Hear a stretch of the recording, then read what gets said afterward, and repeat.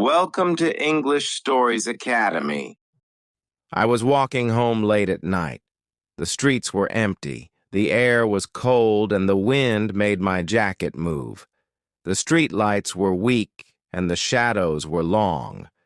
My footsteps were the only sound in the quiet night. I pulled my jacket close to my body and kept walking. Everything seemed normal, but then I felt something strange. It was a feeling I could not explain. Someone was behind me. I stopped for a moment. The sound behind me stopped too. My heart beat faster. I turned my head a little and saw a man. He was walking fast. His hands were in his pockets. His head was down, but he was looking at me. I felt nervous. Maybe he was just going the same way. Maybe it was nothing. But deep inside, I knew something was wrong. I started walking again, faster this time.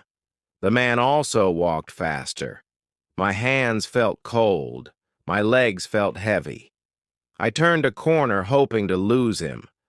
But when I looked back, he was still there. His eyes were dark. His face was serious. He was not just walking. He was following me. Fear filled my body. My mind told me to run, but my legs did not move. The man got closer. Then I saw something in his hand, a knife. My breath stopped. My body froze.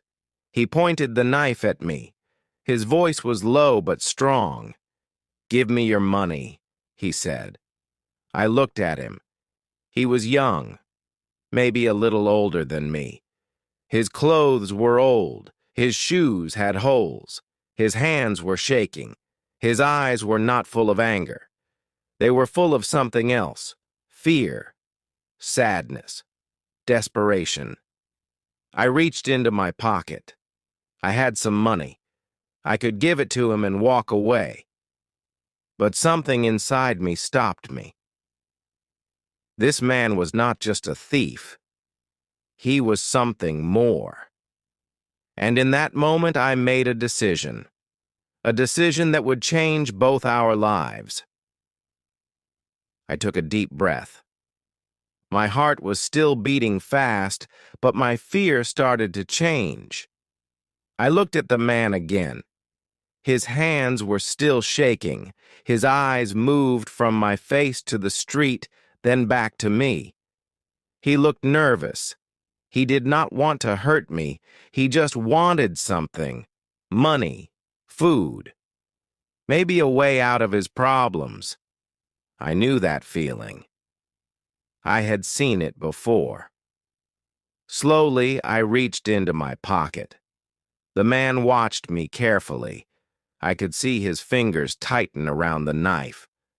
I pulled out my wallet and opened it. I had some cash. Not much, but enough for him. I held out the money. He grabbed it quickly, but I did not let go. He looked at me with confusion. "What are you doing?" he asked. His voice was rough, but not strong. I looked into his eyes. "Are you hungry?" I asked. He did not answer. He just stared at me. I could see the battle in his mind. He wanted to run, but something kept him there. Maybe no one had ever asked him that before. Maybe he did not know how to answer. The silence between us grew heavy. The night felt colder. Finally, he nodded. It was a small movement, but I saw it. I took another deep breath and made a decision. "Come with me," I said. He looked shocked. "What?" he asked. His grip on the knife loosened a little. "Come with me," I repeated. "I'll buy you some food." For a moment, he did not move. His eyes searched my face, looking for a trick, looking for a reason to run. But there was nothing, just honesty, just an offer. Slowly, he lowered the knife. His hand shook as he put it in his pocket. He looked down at the money, then back at me. "Why?" he asked. His voice was softer now. I gave a small smile. "Because I think you need help more than I need this money." He stood there for a few seconds, thinking. Then, without a word, he nodded again. And together we started walking down the empty street. We walked in silence. The streets were quiet, and the cold wind touched our faces. The man walked beside me, but he kept his distance. His hands were still in his pocket. His eyes moved from side to side, as if he was ready to run at any moment. I understood his fear. He did not trust me. Maybe he thought this was a trick. Maybe he thought I would call the police. But I had no plan to do that. I just wanted to help. After a few minutes, we reached a small diner. The lights were bright, and the smell of warm food filled the air. I opened the door and stepped inside. The man hesitated. He looked at the door, then at me. His body was tense. He was not sure if he should follow. I waited. I did not say anything. I just looked at him, showing that he had a choice. Finally, he took a deep breath and walked in. The diner was almost empty. A woman behind the counter smiled at us. "What can I get you?" she asked. I looked at the man. "Order whatever you want," I said. He stared at the menu on the wall. His hands were still in his pockets. His eyes moved quickly over the words, but I wasn't sure if he was really reading them. After a moment, he spoke. "A burger," he said quietly. Then he added, "and fries." His voice was different now, almost unsure, like he was not used to asking for things. I nodded. "And a coffee," I said to the woman. She wrote it down and walked away. We sat at a small table in the corner. The man kept his eyes on the table. His fingers tapped against his leg. He was nervous. He was not used to this. I wanted to ask him questions, but I didn't want to push him. Instead, I waited. Finally, he spoke. "Why are you doing this?" His voice was quiet, almost suspicious. I thought for a moment. "Because I know what it feels like to have nothing," I said honestly. He looked at me for the first time since we sat down. His eyes were full of questions, but he did not ask them. Instead, he just nodded. The food arrived and he ate quickly. He did not talk. He did not look up. He just ate, as if he had not eaten in days. I watched him, but I did not say anything. This was not the time for words. This was the time for food, warmth, and a moment of peace. He ate fast, almost too fast. It was clear that he had not eaten a proper meal in a long time. His hands shook slightly as he picked up the burger. He took big bites, barely chewing before swallowing. The fries disappeared quickly. I sipped my coffee and watched him, not saying a word. He did not look up, did not slow down. He was focused only on the food in front of him. After a few minutes, the plate was empty. He sat back in his chair and let out a small breath. It was the first time I saw him relax, even just a little. He wiped his hands on his pants and finally looked at me. "Thank you," he said, his voice low but sincere. I nodded. "You're welcome." There was a pause. Then he spoke again. "I haven't eaten like this in weeks," he admitted. I leaned forward slightly. What happened? I asked. He looked down at the table, his fingers tracing a small crack in the wood. For a moment, I thought he wouldn't answer, but then he let out a deep breath. I lost my job, he said. Didn't have money for rent, got kicked out. After that, everything got worse. His voice was calm, but there was pain underneath. I listened carefully, he continued. At first, I thought I could find another job, but no one wanted to hire me. I slept in shelters when I could, on the streets when I couldn't, and then one day I was just hungry, desperate. He looked up at me. That's when I saw you. His eyes held something different now. Regret. Maybe shame. I nodded slowly. You didn't want to hurt me? I said. It wasn't a question. He shook his head. No, he admitted. I just didn't know what else to do. The weight of his words hung between us. The diner was still quiet. The woman behind the counter wiped tables, not paying attention to us. Outside, the street lights glowed softly. After a moment, I reached into my pocket and pulled out my wallet again. He tensed, but I did not take out money. Instead, I took out a small card and placed it on the table. This place helps people like you, I said. They give food, shelter, and even help find jobs. He looked at the card, but he did not touch it. His fingers curled into fists. I don't want charity, he said, his voice tight. I gave a small smile.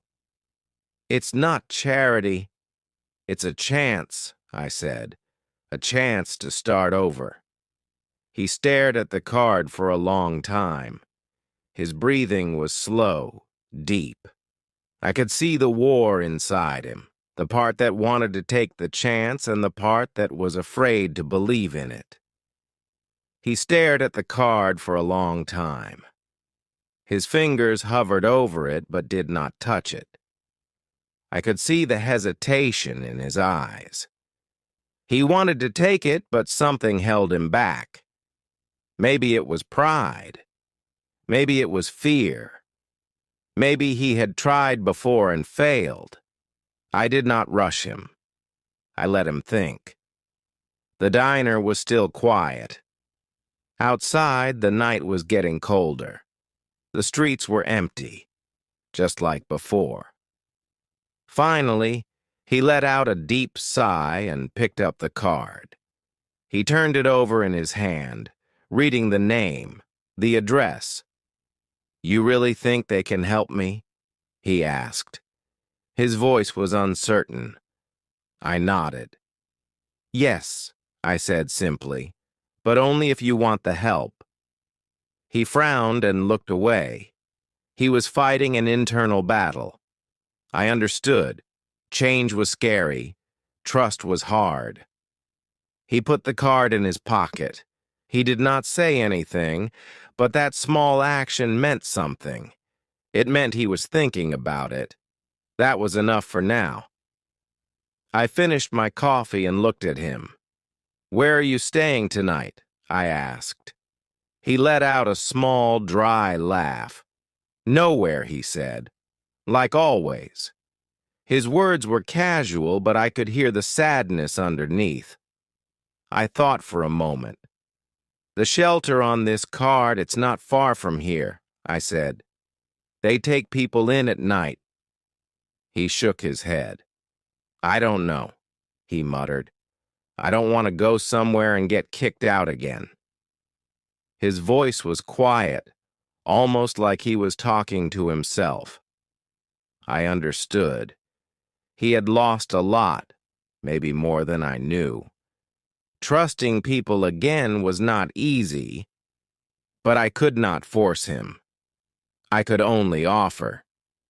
You don't have to decide now, I said, but think about it. He did not respond right away. His eyes stayed on the table. I waited. Finally, he spoke. "Why do you care?"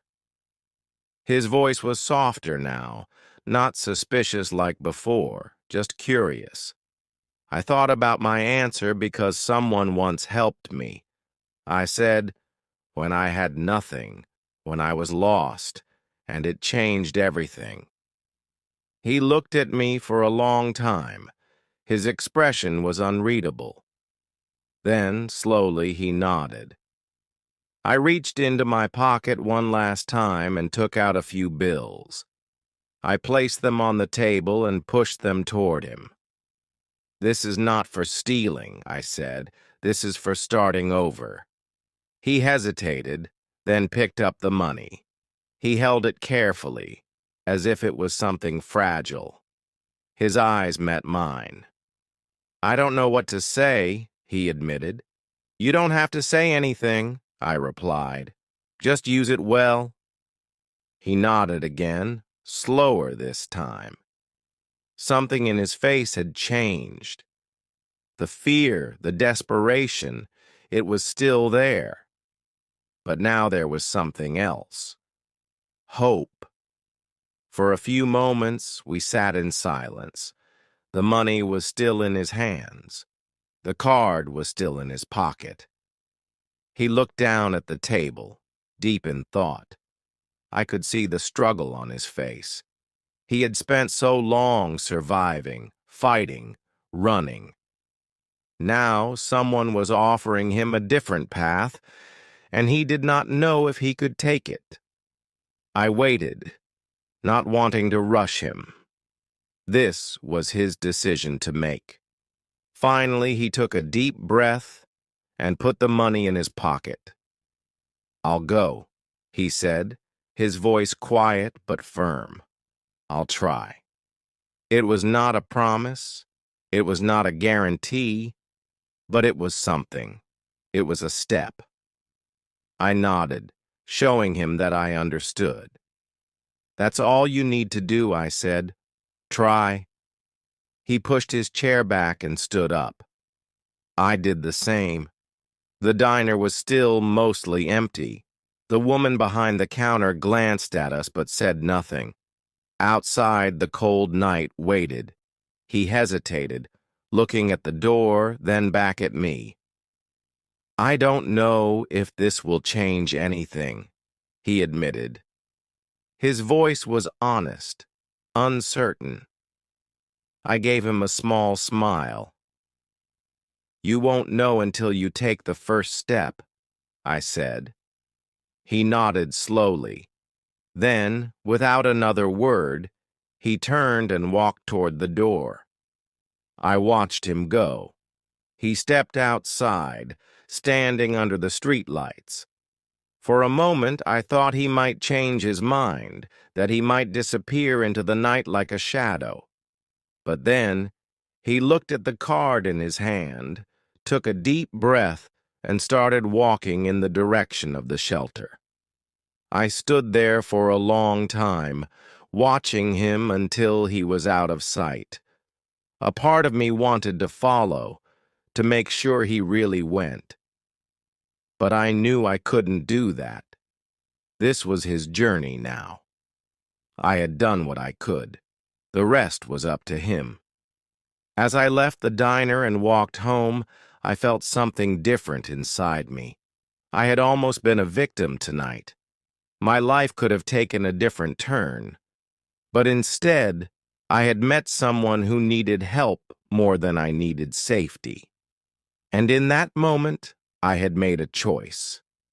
Not to run, not to fight, but to listen, to understand, to give. I never saw him again after that night. I never knew if he stayed at the shelter, if he found a job, if his life changed. But I like to believe that it did. I like to believe that sometimes one small act of kindness can be enough to turn a life around. And maybe, just maybe, that night was the start of something new for both of us. like, share, and subscribe to our channel.